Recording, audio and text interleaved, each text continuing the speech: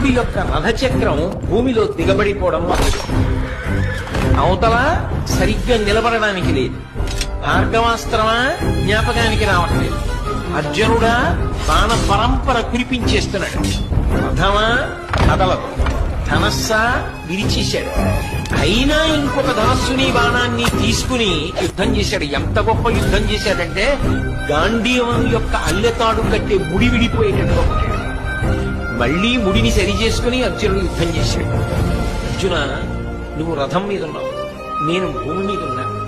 నా రథచక్రం కుంగిపోయింది. నేను ఇప్పుడు బాణములు వెయ్యలేని స్థితిలో ఉన్నాను. అయినా నువ్వు ఆపకుండా బాణప్రయోగం చేస్తున్నావు.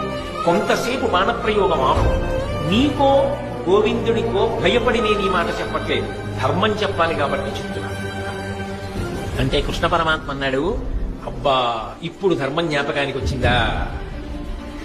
జ్ఞాపకానికి వస్తే రక్షించేది కాదు ధర్మం, అనుష్ఠిస్తే రక్షించేది.